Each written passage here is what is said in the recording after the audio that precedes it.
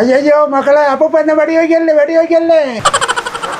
അപ്പൂപ്പ ഇത് കളിത്തോക്കാണ്. ആ കളിത്തോക്കാ? മക്കൾക്ക് ഇത് എവിടെ നിന്ന് കിട്ടി?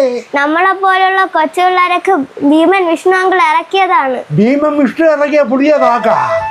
ബാബാ എന്താടാ ഇത് പിള്ളേർക്കുള്ള കളിത്തോക്കാണ്. തന്നെ ഇതുപോലെ കുടുകുടു വാവാളില്ലേ? എന്തൊരു വാവേടാ, എന്തൊരു വാവാ? പൊടി പിള്ളേരില്ലേ, പൊടി പിള്ളേര്, ആ അവർക്ക് വേണ്ടി ഇറക്കി തോക്കാണ് മാമ ഇത്. തന്നെ നിങ്ങൾക്ക് ഉപയോഗിക്കാം. എനിക്ക് പോടാ. എന്ത്? എടാ 10-90 വയസ്സായ ഞാൻ എങ്ങനെ ഇത് ഉപയോഗിക്കുന്നത്? എന്റെ മാമ നിങ്ങൾ പ്രായം കൂടുന്നതോടെ കുടുകുടു പിള്ളേരാവില്ല, കുടുകുടു വാവുകളാവേണ്ടേ. ഓ കുണുകുണു ആവയാണ് ഈ മാവനും. ഓ തന്നെ മക്കളെ അപ്പൂപ്പനും കുണുകുണു ആവയാണ? എങ്ങനെയാടാ ഇതിന്റെ പ്രവർത്തനം? ആദ്യം ഇങ്ങനെ തുറക്കണം. ആ തുറന്നിട്ട് കണ്ടാ, ആ എന്നിട്ട് പൊട്ടാസ് എടുക്കണം. ആ ആ പഴയത് പോലത്തെ മാമ. പിന്നെ നോക്കോളി, ഇങ്ങനെ നിറയ്ക്കണം. ആ ആ എല്ലാം പൊട്ടാസാണ്. തന്നെ ഓ പുതിയ തരം പൊട്ടാസല്ലേ? പുതിയ പൊട്ടാസ്.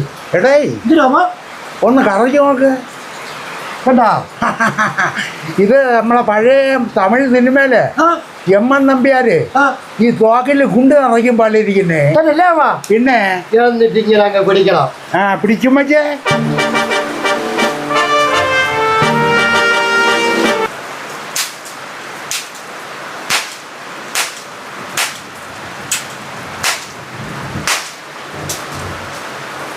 എടേ ഒരു 4 തോക്കൂടെ നീ വാങ്ങിച്ചോണ്ട് വരണം. ആ ഇതേപോലെ തന്നെ എം.എൻ. നമ്പ്യാർ ഊതുന്നത്. ആ എടേ ഒരു 4 തോക്കൂടെ നീ വാങ്ങിച്ചോണ്ട് വരണം. എനിക്കൊന്ന്, നിന്റെ മാമിക്കൊന്ന്, പിന്നെ ജനാർദ്ദനൻ നായരൊക്കെ ഒന്ന്, കുഞ്ചൂട്ടിയിലെ ജനാർദ്ദനൻ നായര്, ആ പിന്നെ മുക്കില് തട്ടുകടയിട്ട് ചെയ്യുന്ന കോവിക്കൊന്ന്. ആ അതൊക്കെ പിന്നെ അവർക്ക് ഞാൻ വാങ്ങിച്ചു കൊടുക്കാം. എപ്പോ പോണോ? ഭയങ്കര മഴയല്ലേടാ.